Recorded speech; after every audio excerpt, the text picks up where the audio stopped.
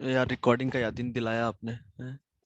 चलो ठीक है। कंसेप्ट ऑफ रोटेशन में Z1 कोई कॉम्प्लेक्स नंबर ये है जिसका मैग्नीट्यूड R है, इसको e power i to alpha से मल्टीप्लाई किया दोनों तरफ, ठीक है। तो इधर थीटा प्लस अल्फा जुड़ जाएगा। ये आपका कोई कॉम्प्लेक्स नंबर आ गया दूसरा Z2, ठीक है। ये Z1 हो गया। Z2 के लिए आपसे क्या बोला गया है कि उसका आर्ग्यूमेंट क्या हो जाएगा, कहाँ गया, थीटा प्लस अल्फा, ठीक है। तो ये एंगल यदि थीटा था, ये थीटा प्लस अल्फा है, तो ये कितना हो गया आपका अल्फा, नो डाउट ना। इसको आप समझो तो Z2 जो आया है वो Z1 के टर्म्स में और e पावर आयोटा अल्फा दोनों का मैग्नीट्यूड हमने सेम लिया है इस पर्टिकुलर केस में। तो आपने जो आप जो लाए हो Z2 जो आपका आया है, Z1 को आपने कितने एंगल से रोटेट किया जब आपका Z2 आया, अल्फा एंगल से। किस डायरेक्शन में, एंटी क्लॉकवाइज में। और इसको मैं समझू कि Z1 आपका है Z2 ई पावर माइनस आयोटा अल्फा, मतलब Z1 आपका कैसे आ सकता है, Z2 से माइनस अल्फा, मतलब रोटेशन कैसे लगाएंगे हम, क्लॉकवाइज। क्लॉकवाइज। यहाँ एंटी क्लॉकवाइज लगा है, एंटी क्लॉकवाइज में आपको पॉजिटिव लेना है, और यदि क्लॉकवाइज रोटेशन है तो वहां क्या लेना है, नेगेटिव। तो Z2 को मैं ऐसे रोटेट करूं अल्फा एंगल से, किस डायरेक्शन, कैसे, क्लॉकवाइज, तो Z1 मिल जाएगा, ये वही तो लिखा हुआ है। बात समझ में आई। तो सबसे पहले तो चलो और समझा दूंगा, सबसे पहले तो आप ये लिखो ई पावर आयोटा अल्फा जो हमने लिखा है, यही आपका रोटेशनल फैक्टर है, यही आपका रोटेशनल है, यही आपका कॉम्प्लेक्स नंबर को रोटेट करता है, किस एंगल से, अल्फा। अल्फा पॉजिटिव हुआ तो क्लॉकवाइज, नेगेटिव हुआ तो एंटी, सॉरी उल्टा बोल दिया, अल्फा पॉजिटिव हुआ तो एंटी क्लॉकवाइज और नेगेटिव हुआ तो क्लॉकवाइज। तो लिखेंगे where e power iota alpha is rotational operation, a rotational operation, and it will rotate the vector, and it will rotate the vector with with which it is being multiplied, with which it is being multiplied with an angle alpha, with an angle alpha, while protecting its magnitude, while protecting its magnitude, मतलब magnitude same रहा। Z2 और Z1 का हमने आप बताया गया था आपको कि दोनों का मैग्नीट्यूड Z1 Z2 का R और R आया था, ठीक है। तो कोई भी कॉम्प्लेक्स नंबर में आप ई पावर आयोटा अल्फा से मल्टीप्लाई कर दो तो इसका मतलब क्या होता है कि आप उस कॉम्प्लेक्स नंबर को अल्फा डिग्री से रोटेट कर रहे हैं। और ये ध्यान रखेंगे कि मैग्नीट्यूड उसका सेम रहेगा, मतलब कोई भी कॉम्प्लेक्स नंबर है उसको आपने ई पावर आयोटा अल्फा से मल्टीप्लाई किया तो अल्फा एंगल से वो रोटेट हो जाएगा। अल्फा पॉजिटिव है तो एंटी क्लॉकवाइज में, नेगेटिव है तो क्लॉकवाइज में, और मैग्नीट्यूड सेम रहेगा। क्या ये बात सबको समझ में आ गई? बोलो भाई, समझ में आ गई है तो हम आगे बात करते हैं।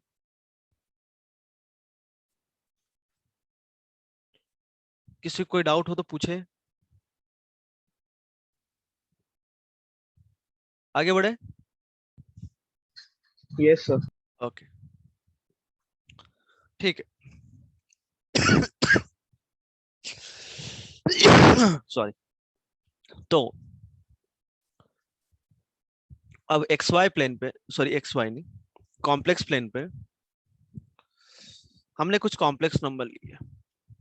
ए ले लिया Z1,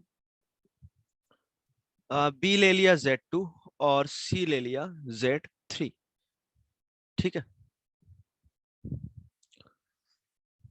अब आपको Z1 Z2 Z3 में आपस में रिलेशन लिखना है, और आपको ये गिवन है कि AB के बीच का एंगल और AC के बीच का एंगल क्या है, थीटा। AB और AC के बीच का एंगल आपका गिवन है थीटा, ठीक है। तो हम क्या करेंगे, AB वेक्टर लिख सकता हूं मैं। AB वेक्टर क्या हो जाएगा आपका भाई, बोलो। Z2 minus Z1। Z2 minus Z1 बिल्कुल। और AC क्या हो जाएगा? Z3 minus Z1।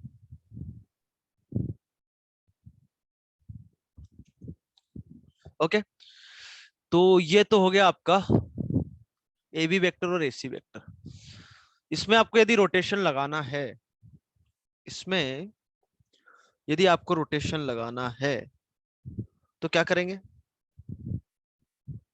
Z3 minus Z1 e to the power, नहीं, क्योंकि नहीं उसमें Z3 minus Z1 is equal rotation में टू मैग्नीट्यूड Z2। सेम रहना चाहिए ना आपका। तो हम क्या करेंगे कि AB की डायरेक्शन में एक यूनिट वेक्टर ले लिया, वो क्या हो जाएगा? Z2 माइनस Z1 अपॉन में उसका मॉड। नहीं समझे? ऐसे ही Z3 माइनस Z1 में यूनिट वेक्टर क्या हो जाएगा? Z3 माइनस Z1, और उसके मैग्नीट्यूड से डिवाइड कर दिया तो यूनिट वेक्टर आ गया उस डायरेक्शन में। बोलो आया कि नहीं आया? हाँ सर। ठीक है, तो अब मैं डायग्राम के अकॉर्डिंग यदि देखूं तो Z3 माइनस Z1 को Z2 माइनस Z1 के टर्म्स में लिखना है, तो ध्यान से सुनिएगा। रोटेट किसको करना चाह रहे हैं हम? रोटेट किसको करना चाह रहे हैं? इस वेक्टर को। तो किस डायरेक्शन में जाएगा? इस, मतलब कैसे जा रहा है ये? Anti clockwise. तो आपका वेक्टर कौन सा निकल के आ रहा है? ये वाला Z3 माइनस Z1 अपॉन में mod Z3 minus Z1, and that is equals to, तो ये तो आपका रोटेशन के बाद जो वेक्टर आया, किसको रोटेट कर रहे हैं? जैसे मैंने यहाँ पे लिखा हुआ था कि रोटेशन के बाद जो रिजल्ट आता है वो यहाँ, उसके बाद जिसको रोटेट कर रहे हैं और किस एंगल से रोटेट कर रहे हो वो ये फैक्टर है। मतलब जिसको रोटेट करते हैं उसी में रोटेशनल फैक्टर से हम मल्टीप्लाई करते हैं, तो आपका जो फाइनल वेक्टर है वो आ जाता है। तो यहाँ पर ये फाइनल हो गया। अब किसको हम रोटेट करने वाले हैं? इस यूनिट वेक्टर को, Z2 माइनस Z1 अपॉन में मॉड Z2 माइनस Z1, और किस एंगल से रोटेट किया है? थीटा एंगल से। यहाँ पे प्लस थीटा लिखूं या माइनस थीटा लिखूं? प्लस। प्लस थीटा, क्योंकि जो रोटेशन हुआ है वो एंटी क्लॉकवाइज डायरेक्शन में हुआ है।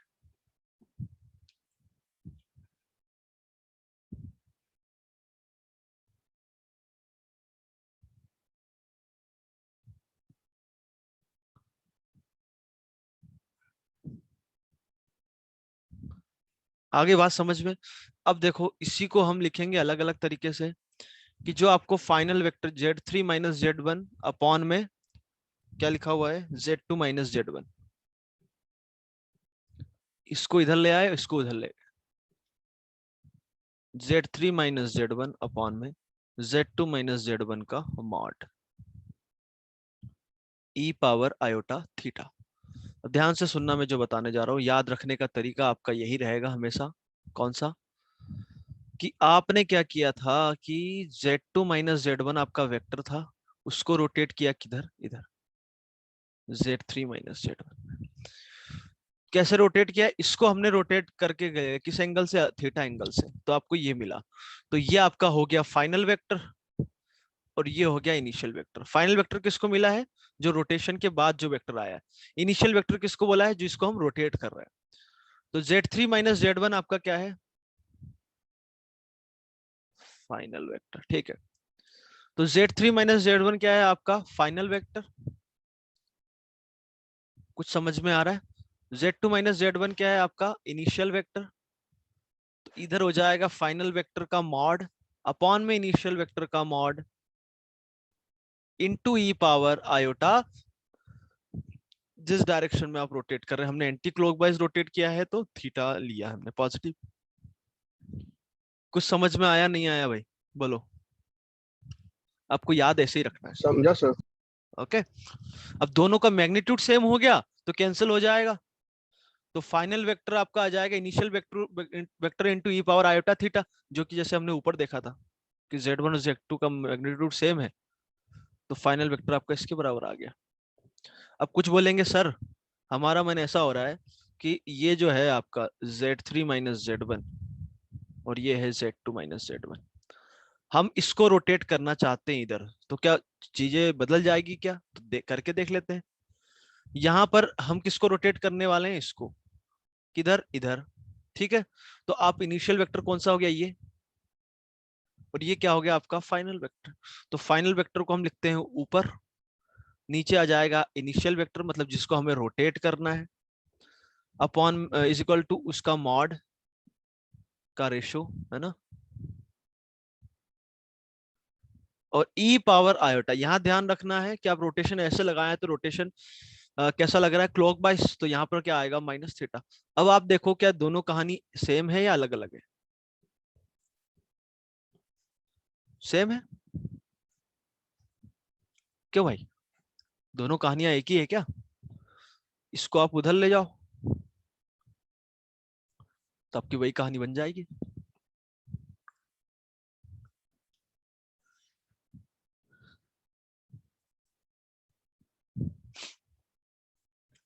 तो एक बार फिर मैं बोलना चाहूंगा कि आपका जो रोटेशन में होता है फॉर्मूला वो क्या होता है। अब आगे से आप यूनिट यूनिट वेक्टर बनाने की जरूरत नहीं है। आपको क्या करना है कि जो फाइनल वेक्टर जो निकालना है उसको ऊपर लिखा, जिसको रोटेट करना है उसको नीचे लिखा, ठीक है। और फाइनल वेक्टर जो है उसका मैग्नीट्यूड अपॉन में इनिशियल वेक्टर का मैग्नीट्यूड, और e power iota theta.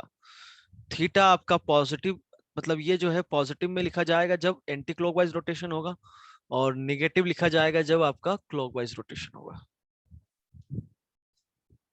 Okay तो किसी को कोई समस्या आती है तो भाई पूछ लेना उसी समय, ठीक है।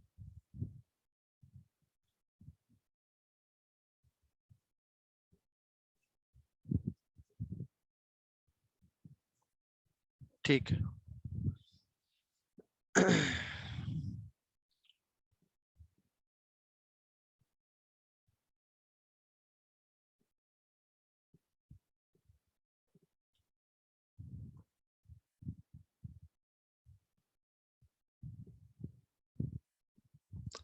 ट्रेंगल लिया ए जिसका वर्टेक्स Z1, बी जिसको बोला Z2, सी जिसको बोला मैंने Z3, ठीक है। And this angle is 60 degree, this angle is 45, okay. तो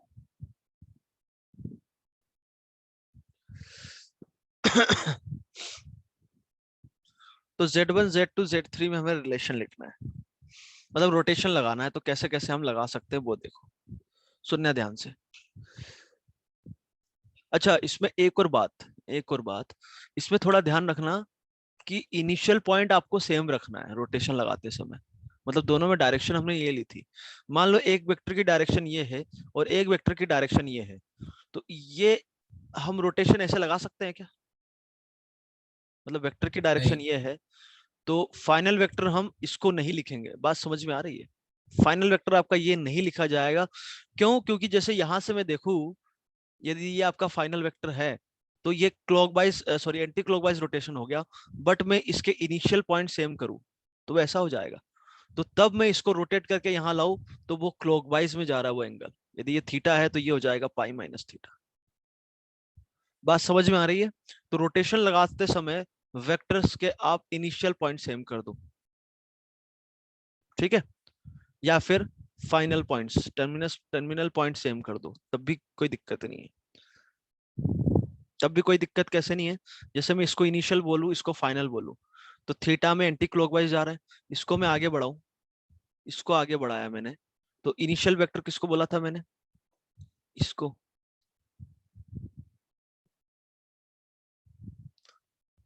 तो गड़बड़ हो गया क्या? एक मिनट।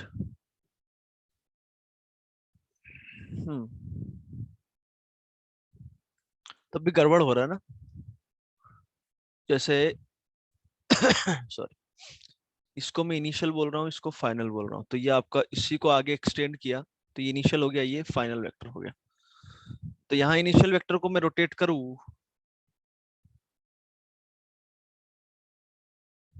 तो इधर क्या जाएगा वो क्लॉकवाइज डायरेक्शन में, और इधर कैसे जा रहा है? नहीं एक मिनट, ये कौन सी डायरेक्शन है यार? एंटी क्लॉकवाइज ही तो है। इधर भी एंटी क्लॉकवाइज है, तो कोई समस्या नहीं आएगी। कुछ समझ में आया क्या बोला मैंने यहाँ पे? हाँ सर। ओके ठीक। सो नाउ इसमें हमें Z1 Z2 Z3 में रिलेशन लिखना है, तो क्या करेंगे देखो। सबसे पहले तो BC वेक्टर मैंने लिखा, BC वेक्टर आपका हो जाएगा Z3 माइनस Z2। ओके, और ये वेक्टर आपका हो जाएगा Z1 माइनस Z2। यदि डायरेक्शन इधर ले ली है तो पहले Z1 लिखना पड़ेगा। सो Z3 माइनस Z2, रोटेट किसको करने वाले हैं हम?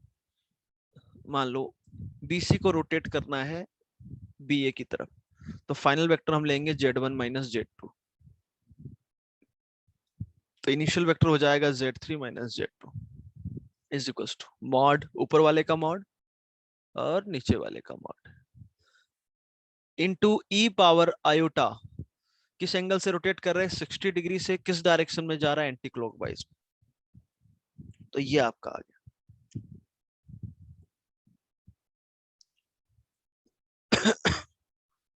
आगे बात समझ में? और यहीं से मान लो मैंने इसको रोटेट करना है AC वेक्टर। AC वेक्टर क्या लिख सकते हैं हम? Z3 माइनस Z1, और ये लिखा हुआ है Z3 माइनस Z2। ओके, अब मान लो इसको रोटेट करना है ऐसे, BC को रोटेट करना है AC में, तो आपका फाइनल वेक्टर कौन सा हो गया? AC। AC क्या लिखा हुआ है? Z3 minus Z1। इनिशियल क्या हो जाएगा? BC that is Z3 minus Z2। तो फाइनल का मॉड अपॉन में इनिशियल का मॉड। अब इसमें ध्यान रखने वाली चीज क्या है कि ई पावर आयोटा थीटा, थीटा क्या होगा? ये डायरेक्शन क्या है? क्लॉकवाइज। तो 45 डिग्री क्लॉकवाइज से आप रोटेट कर रहे हो, तो यहाँ क्या लेंगे हम? Minus pi by 4।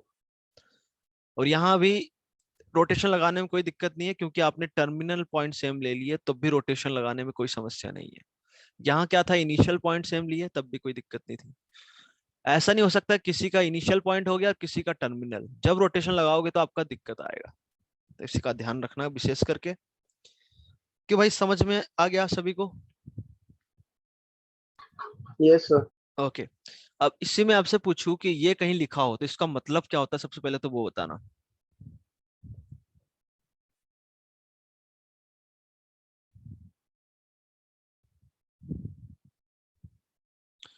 ये कहीं लिखा हुआ है तो इसका मीनिंग क्या होगा? पहले तो वो बताओ, ये जो लिखा हुआ है ये है चीज क्या? Argument of Z3 minus Z1 upon में Z2 minus Z1 is equal to theta. Argument of उनका मान। बिल्कुल। तो ये जो है, आप इसको यहां से देखो, तो जैसे इस टाइप का एक्सप्रेशन लिखा हुआ है ना? मतलब यहाँ पे कुछ अलग है, पर है तो ऐसे ही ना। तो इसका आर्ग्यूमेंट मतलब क्या हो गया? वो ये इसका आर्ग्यूमेंट क्या हो गया? मैग्नीट्यूड से फर्क नहीं पड़, मैग्नीट्यूड तो कुछ भी हो सकता है, हमें तो आर्ग्यूमेंट चाहिए। तो ये आपका क्या था? दोनों के बीच का इंक्लूडेड एंगल। तो argument of Z3 minus Z1, या ऐसे हम बोले, कहाँ गया? यहाँ है, ठीक है। आर्ग्यूमेंट ऑफ, यदि यहाँ लिखा हुआ कोई फाइनल वेक्टर है अपॉन में इनिशियल वेक्टर है, तो इसका मतलब क्या हुआ कि दो वेक्टर हैं आपके, ठीक है, उनके बीच का एंगल जो है वो थीटा है। अब थीटा यदि पॉजिटिव बोला गया है तो रोटेशन जो है इनिशियल वेक्टर को फाइनल वेक्टर तरफ ले जाने के लिए कैसे लगे होंगे हम? Anti clockwise direction. नेगेटिव है जैसे इस केस में, तो आप कैसे आए होंगे? इनिशियल से फाइनल में क्लॉकवाइज डायरेक्शन। तो दो वेक्टर का, आगे से ध्यान रखेंगे, दो वेक्टर का रेशियो है और उसका आर्गुमेंट पूछा गया है, मतलब उन दोनों वेक्टर, न्यूमरेटर और डिनोमिनेटर में जो वेक्टर्स है उनके बीच का वो इंक्लूडेड एंगल है।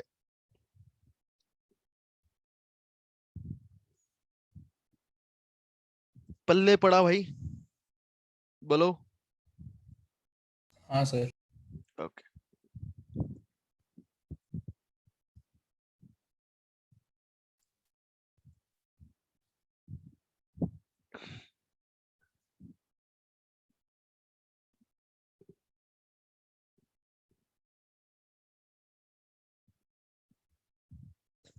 ठीक है, क्वेश्चन कितने हो गए थे हमारे?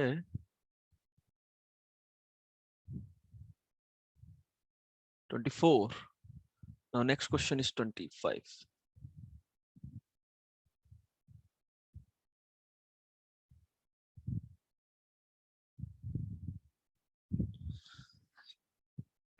Okay.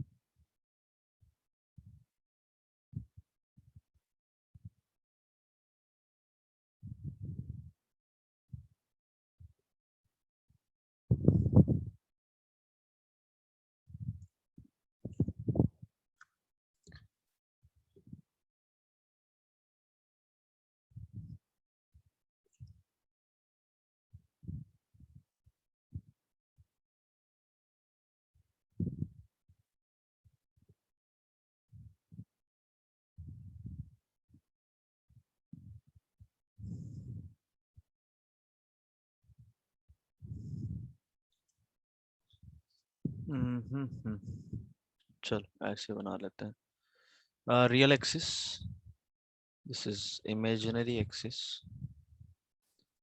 ओरिजिन है। यहाँ पर हम बनाने जा रहे हैं एक रेक्टेंगल।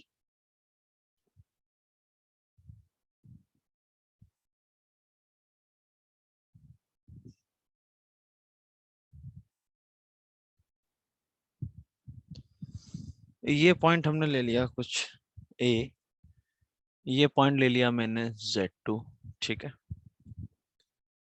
ये ले लिया मैंने Z3 और ये पॉइंट है आपका D, ठीक है।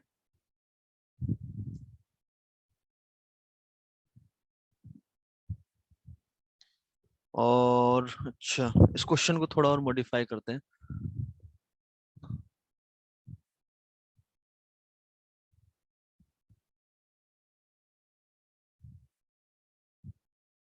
जो क्वेश्चन गिवन है ये है, और ये जो है एक आपका स्क्वायर है।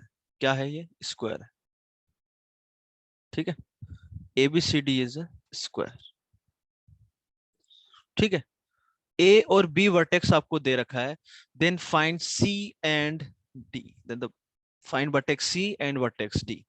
ट्राई करो थोड़ा।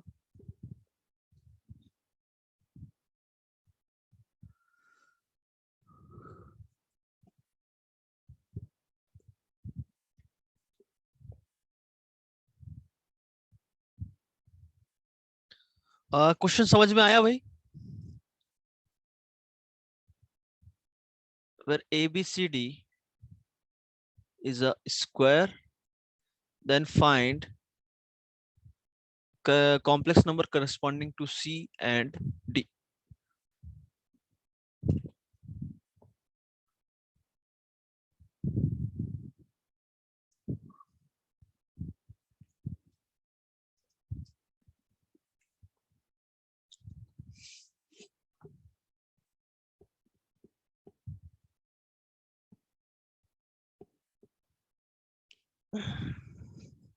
ट्राई करो, नहीं होता है कोई दिक्कत नहीं, पर एक बार कोशिश जरूर करो जैसे आपको बताया गया उस हिसाब से।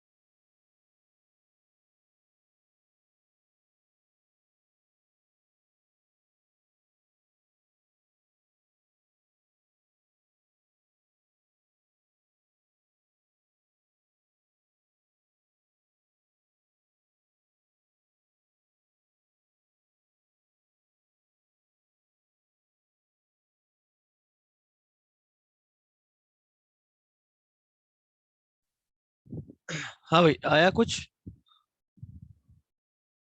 सो यस, कुछ?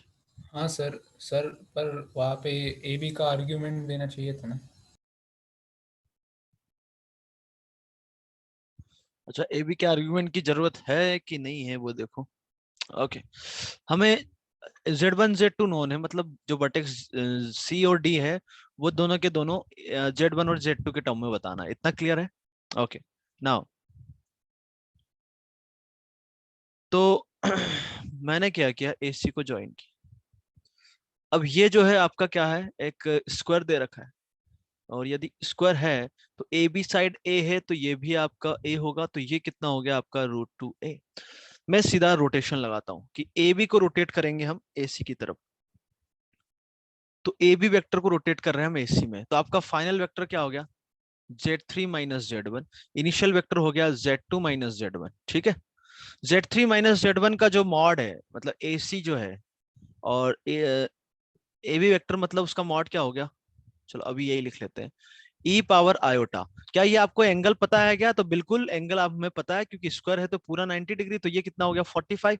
और according to the diagram rotation किसे लगा रहे हैं हम, एंटी क्लॉकवाइज में, तो कोई समस्या नहीं है। तो Z3 माइनस Z1 अपॉन में Z2 माइनस Z1। AC का जो मैग्नीट्यूड है वो √2a, AB का जो मैग्नीट्यूड है वो a है, और e power iota pi by 4, e power iota pi by 4 cos pi by 4 plus iota sine pi by 4। तो Z3 माइनस Z1 आ गया आपका, Z2 माइनस Z1 मल्टीप्लाई कर दिया, और इधर क्या बचेगा आपका अंदर, 1 प्लस आयोटा। तो यहां से आपको दिख रहा है कि Z3 आपका हो गया Z1 plus Z2 minus Z1 1 plus iota. अब इसको मल्टीप्लाई करके Z1 का कोफिशिएंट हम लिख सकते हैं। समझ में आ गया? Z3 बोलो। हाँ सर। बस यही तो करना था। अब Z4 निकालना है हमें ए और बी के टर्म में, तो इसके तो दो रास्ते हैं कि ए बी वेक्टर और DC वेक्टर पैरेलल है, तो Z3 minus Z4 is equals to Z2 minus Z1, और इक्वल भी है, तो दो पैरेलल वेक्टर से। समझ में आ गया? तो DC vector is equal to AB vector, वो भी कर सकते हैं। और Z3 हमें पता चल गया Z1 Z2 के टर्म में, तो Z4 आ गया आपका Z1 Z2 के टर्म्स में। ये कर सकते हैं, या फिर हमारे पास एक और दूसरा तरीका है। कौन सा? कि इसमें हम रोटेशन लगा दें, किसमें, AD वेक्टर में। तो AD वेक्टर आपका हो जाएगा Z4 माइनस Z1। ठीक है, तो हम रोटेट किसको करने वाले हैं, इसको, AB वेक्टर को हमें रोटेट करना है इस डायरेक्शन में। तो फाइनल वेक्टर हो गया आपका Z4 minus Z1 divided, initial vector क्या लिया, AB vector, that is Z2 minus Z1। दोनों के मैग्नीट्यूड का रेशियो, दोनों का मैग्नीट्यूड A और A है, समझ में आता है, स्क्वायर है, तो ये भी आपका A ही होगा, ई पावर आयोटा। अब मुझे बताओ किस एंगल से रोटेट कर रहा है, 90 डिग्री से, और किस डायरेक्शन में, एंटी क्लॉकवाइज, तो हम क्या लेंगे, सिर्फ पाई बाय 2। तो Z4 minus Z1 is equals to, इसको क्रॉस मल्टीप्लाई किया इधर तो आया Z2 माइनस Z1, ए कैंसिल हो गया, e power iota pi by 2 is nothing but iota. तो आपका Z4 सीधा सीधा निकल के आ गया Z1 1 minus iota plus iota Z2। समझ में आया एवरीवन?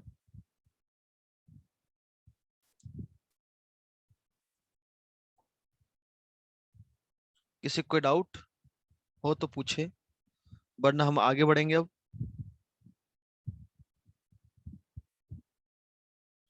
क्यों भाई, डाउट है या आगे बढ़े? आगे बढ़ते हैं। ओके, ठीक।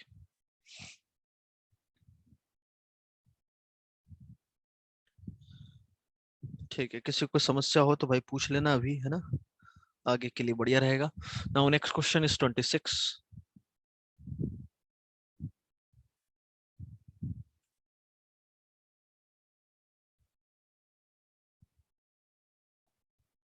लिखेंगे, let triangle ABC is an equilateral triangle, let triangle ABC is N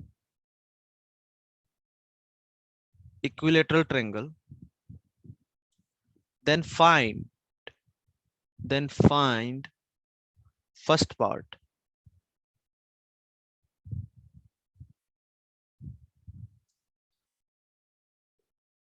Then find first part, complex number corresponding to orthocenter. Complex number corresponding to orthocenter in terms of Z1 and Z2. In terms of Z1 and Z2. Z1 Z2 क्या है?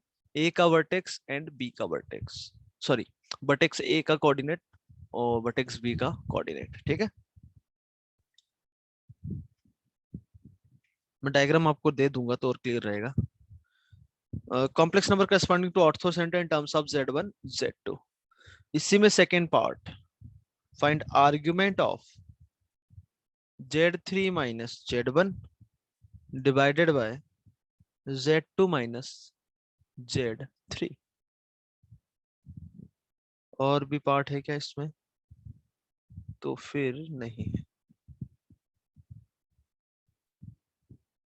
ठीक, जो आपको diagram दे रखा है वो कुछ ऐसा है। A B C, ये है Z1, ये है Z2, ये इक्विलेटरल ट्रायंगल है ना, ये गिवन है। तो Z3 अपने हिसाब से लो, कुछ भी ले सकते हो, है ना। मतलब A और B, सिर्फ इसको आप हटाना चाहो तो हटा सकते हो।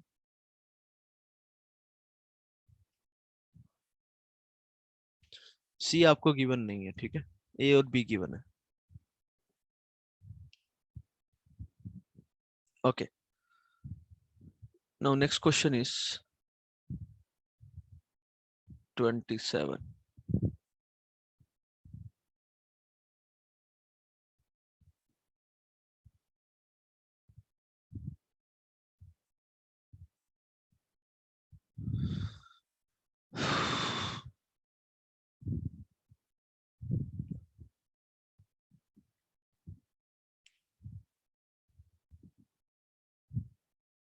Okay, next question है, लिखेंगे let Z1 Z2 Z3 are vertices of an equilateral triangle,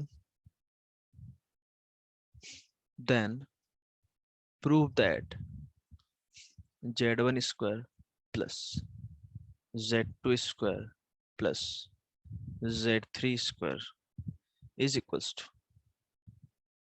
Z1 Z2 plus Z2 Z3 plus Z3 Z1।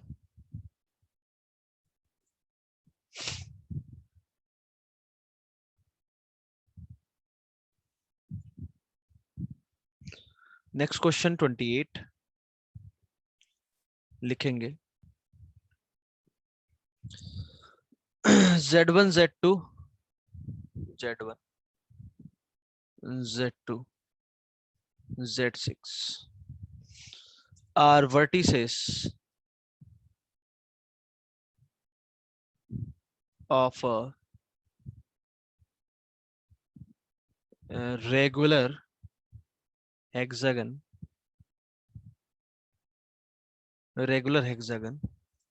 with center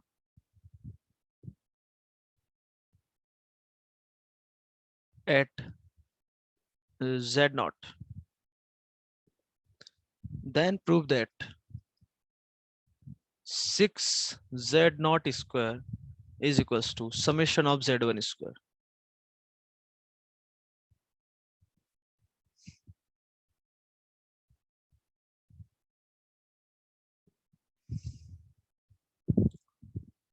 Next question 29,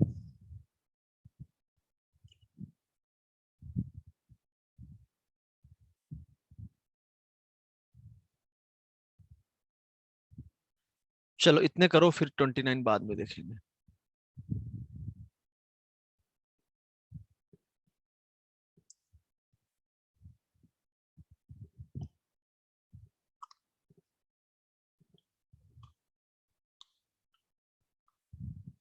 one by one attempt करो,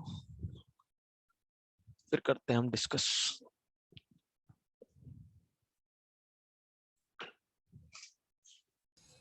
सर 26 में सेकंड पार्ट में वो जो Z3 वो C का coordinate है ना? अच्छा हाँ ठीक है, वो सी का कोऑर्डिनेट हो।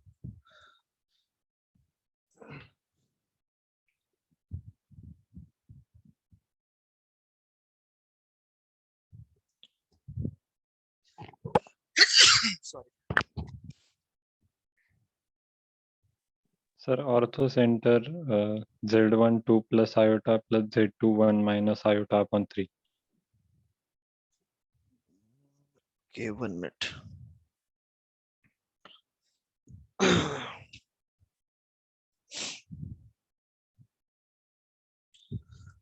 हाँ क्या है orthocentre? Z12 plus iota plus Z21 minus iota by 3। Okay ठीक है, आगे बढ़ जाओ फिर। मेरे पास कुछ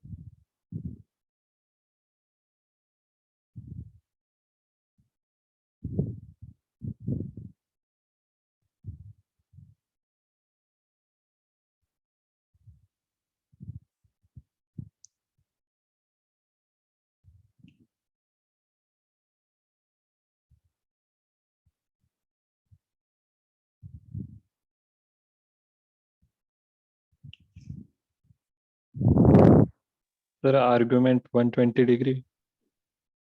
आर्ग्यूमेंट 120 डिग्री, ठीक है, और करते जाओ आगे।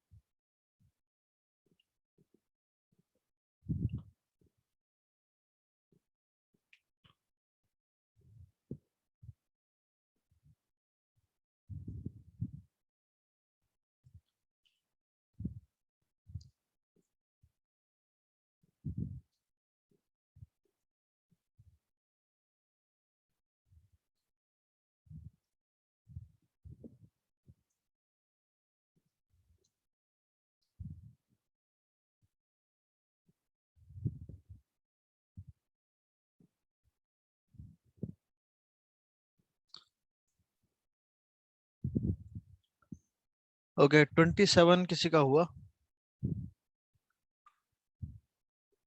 2 मिनट सर। ओके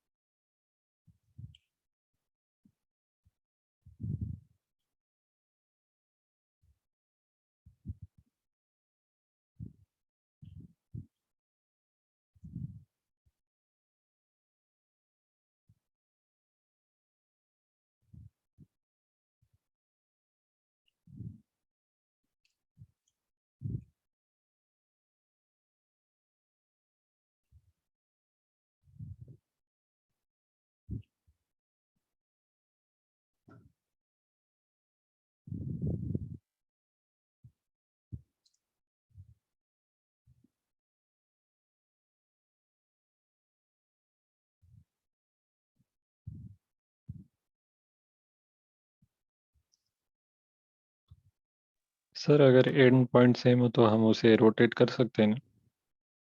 हाँ बिल्कुल कर सकते हैं।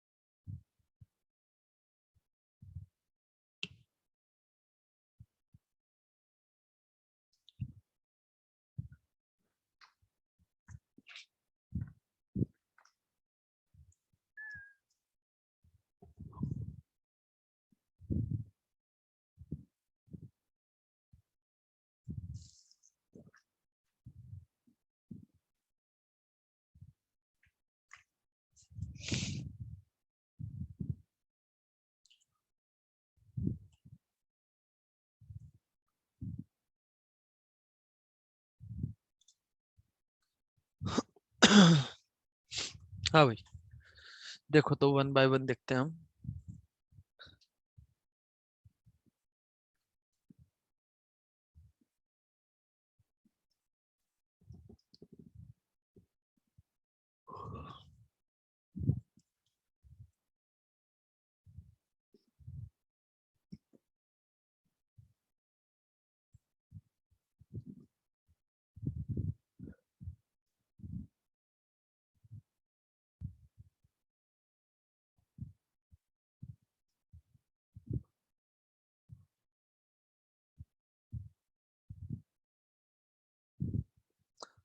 इक्विलेटरल ट्रायंगल है, समझना।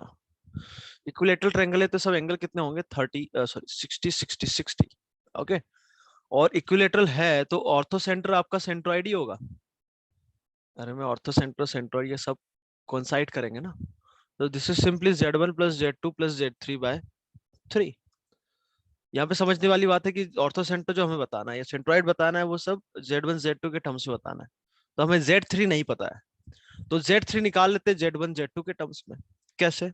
ये एंगल है आपका π/6,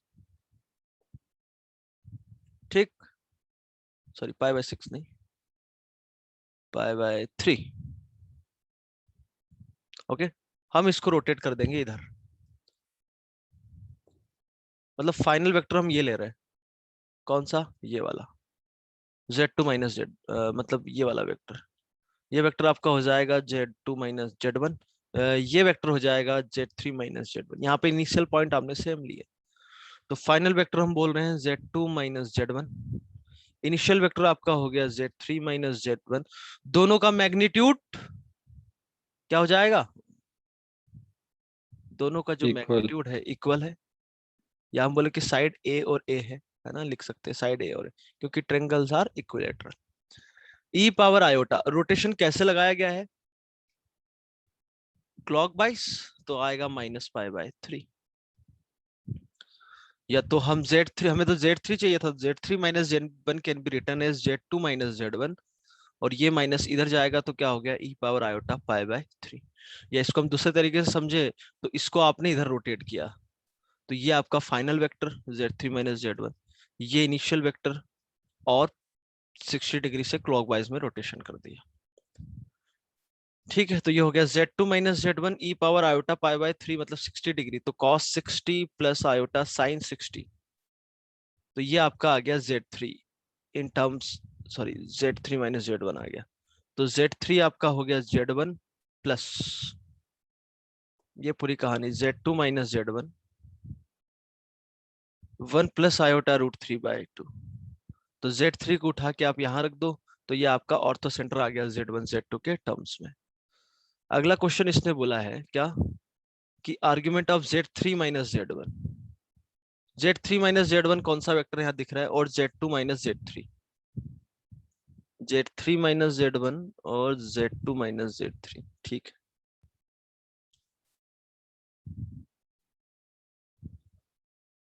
जो बी पार्ट है उसमें पूछा है Z3 माइनस Z1 मतलब कौन सा वेक्टर हो गया आपका, ये वेक्टर, डायरेक्शन इंपॉर्टेंट है। और अगला जो वेक्टर है Z3 माइनस Z1 और Z2 माइनस Z3, डायरेक्शन किधर होगी, Z2 की तरफ। तो ऊपर कौन सा लिखा हुआ था, ये Z3 माइनस, तो ये आपका फाइनल वेक्टर होगा, ये इनिशियल वेक्टर होगा। तो इसको मैं देखूं, इसको आगे बढ़ाया मैंने, ठीक है। तो ये आपका फाइनल वेक्टर होगा, ये आपका इनिशियल वेक्टर होगा, नो डाउट। तो इनिशियल वेक्टर को हमें रोटेट करना है फाइनल वेक्टर की तरफ। ये एंगल 60 डिग्री था आपका, तो यहीं पर मैं लिखूं, तो ये एंगल आपका कितना हो जाएगा, पाई माइनस 60 दैट इज 120, या फिर 2π/3। कैसे रोटेट कर रहे हैं हम, क्लॉक वाइज में, तो यही आपका आर्ग्यूमेंट हो जाएगा, दैट इज 2π/3। आया भाई समझ में सभी को?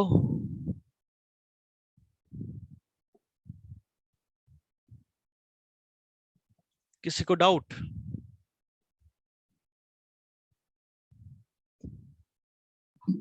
No sir. Okay, 27, let Z1 Z2 are the vertices of an equilateral triangle, then this। Okay, यहाँ पर Z1 Z2 Z3 आपको तीनों दे रखे हैं।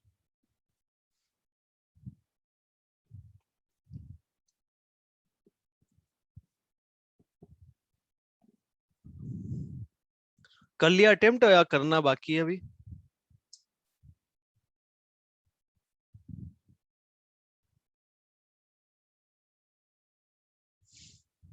एक ही मिनट सर। ठीक।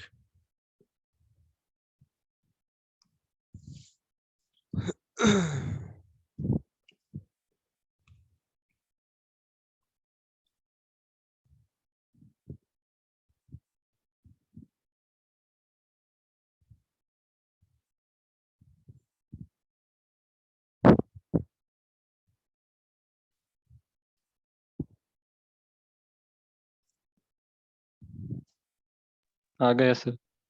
ओके, Z1 Z2 Z3 ये है ना एंगल सभी में। तो ये पूरी कहानी हमें किस में चाहिए, Z1 Z2 Z3 में, ठीक है। तो रोटेशन लगाते जाओ दनादन, इसमें रोटेशन लगाया, इसको रोटेट करेंगे हम ऐसे, तो फाइनल वेक्टर हो गया आपका Z3 minus Z1। Initial vector क्या हो गया, Z2 माइनस Z1। दोनों का मैग्नीट्यूड तो सेम है क्योंकि इक्विलेटरल ट्रायंगल है, तो बचा सिर्फ एंगल। और कैसे रोटेट कर रहे हैं डायग्राम के हिसाब से, एंटी क्लॉकवाइज, तो ये हो जाएगा π/3। उसके बाद रोटेशन लगा दिया मैंने इसमें और इसमें, इन दोनों में, तो ये हो जाएगा आपका वेक्टर Z3 माइनस Z2। एक काम करो, इसमें और इसमें मत लगाओ, इसमें और इसमें लगा दो, ये वेक्टर था आपका Z3 माइनस Z1।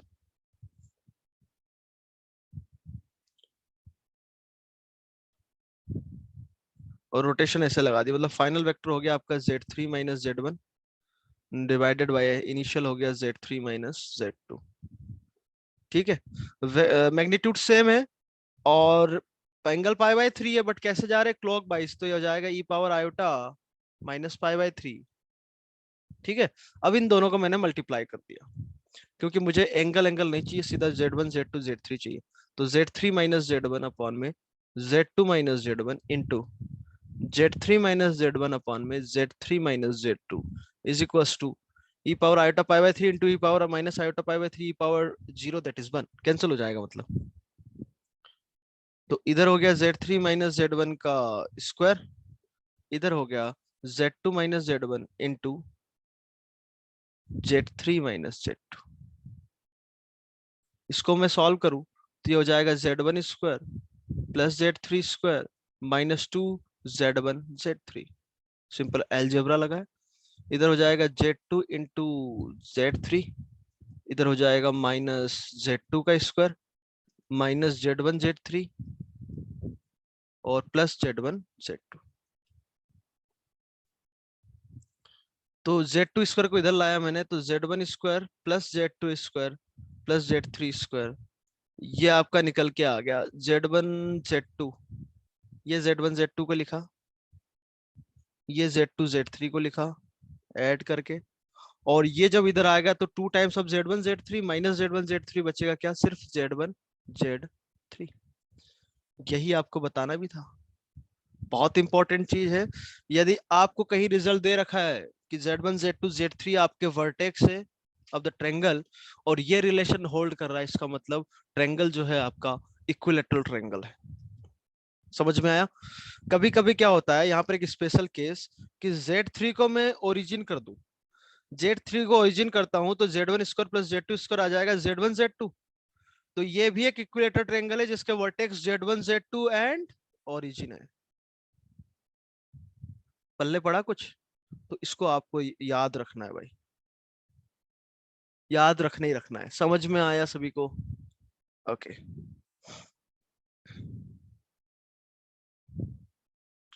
तो ऐसा कहीं भी आए, इसका मतलब ट्रायंगल आपका इक्विलेटरल है जिसके वर्टेक्स Z1 Z2 Z3। अच्छा, यहाँ कुछ गलती ये होती है कि हम बोल देते हैं कि उसके जो साइड्स है वो Z1 Z2 Z3 वेक्टर्स है। ऐसा नहीं है, Z1 Z2 Z3 क्या लिए थे हमने, इसके वर्टेक्स लिए थे, ध्यान रखना। उसकी साइड्स नहीं है, ठीक है। ओके,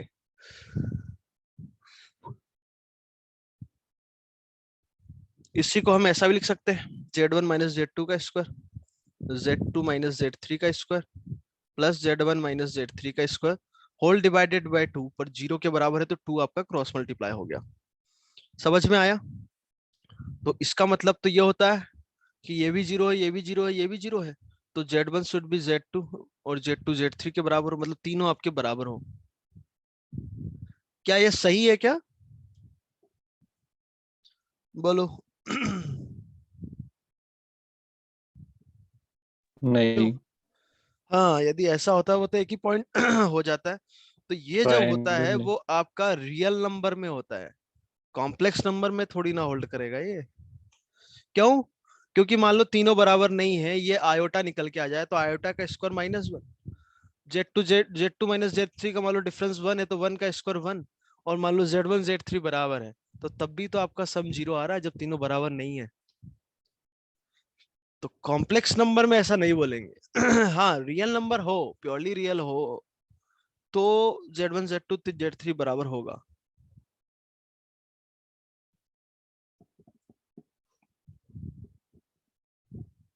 आ गया समझ में सभी को? ओके।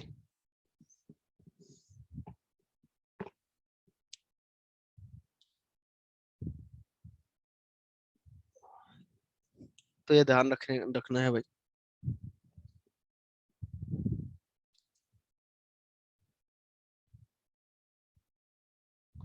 आगे बढ़े। क्वेश्चन नंबर 26 हो गया आपका? नो, अच्छा 27। एक मिनट, ये तो सॉल्यूशन है। 28 करेंगे। Regular hexagon center Z0, then prove that this. Okay.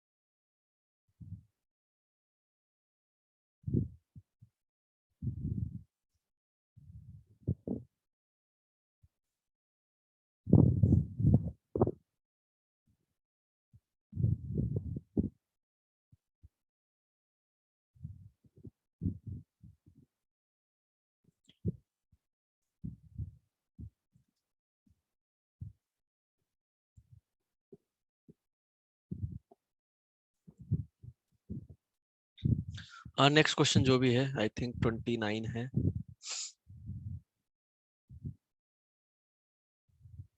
Twenty eight.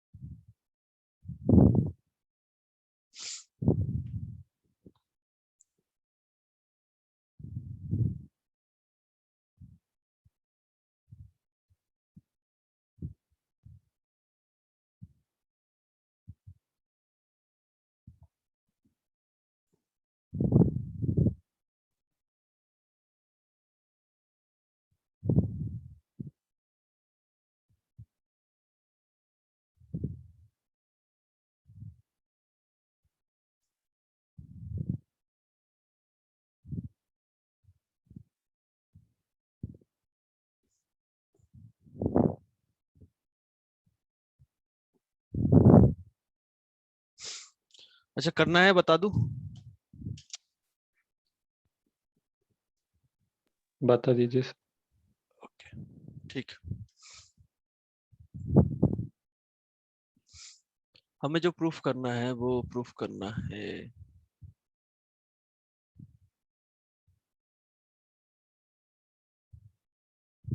6Z0 square is equals to summation of Z1 square. Okay.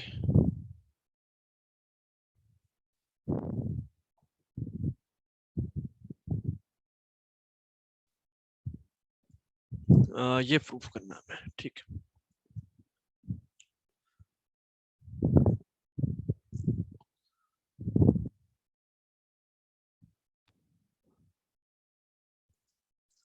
मैं ये लू ADEBF,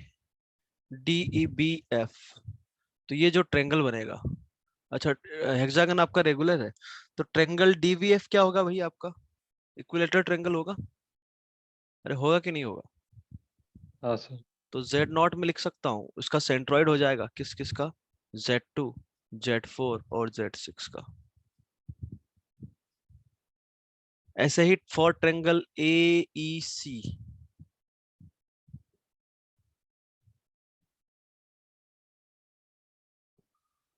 triangle AEC,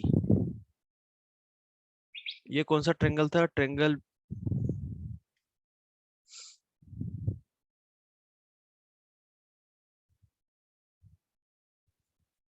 triangle DBF, जो कि एक इक्विलेटरल ट्रेंगल है। ऐसे ही ट्रेंगल AEC, ये भी आपका एक इक्विलेटरल ट्रेंगल है। तो उस ट्रेंगल के लिए भी Z नॉट आपका क्या होगा? सेंट्रॉइड। तो again Z not can be written as Z1 plus हाँ Z3 सर। plus Z5 whole divided by 3। यहां से मैं स्क्वायरिंग करूं तो 3Z नॉट का स्क्वायर हो जाएगा 9Z नॉट का स्क्वायर, और A plus B plus C का होल स्क्वायर हम जानते हैं समेशन ऑफ Z2 स्क्वायर। यहाँ ध्यान रखना सिर्फ इवन वाला टर्म आएगा, समझ में आ रहा है ना? सिर्फ इवन वाला आएगा, नहीं आ रहा तो चलो पूरा लिख लेते हैं। 1 मिनट।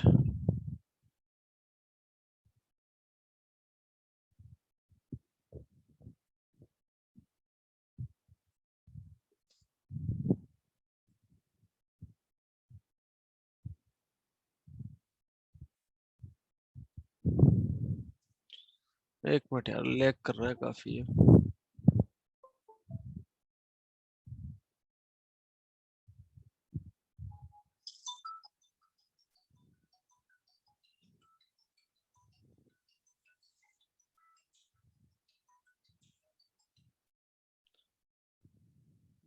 One minute.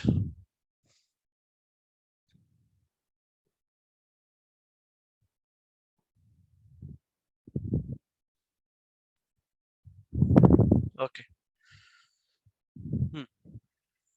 तो यह था हमारे पास Z1 स्क्वायर। यार चल नहीं रहा है यार।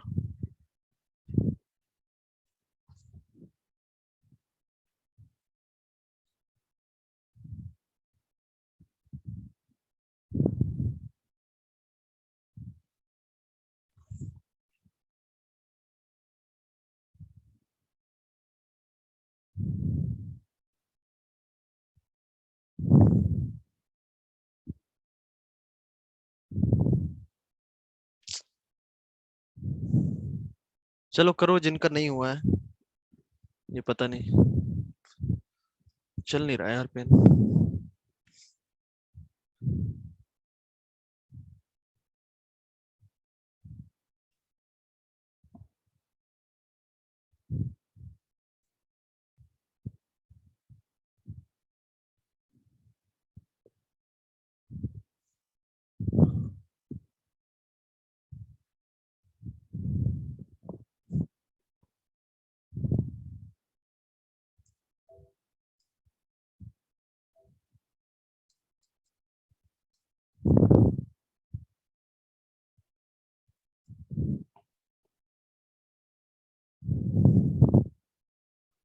वही लैपटॉप, अच्छा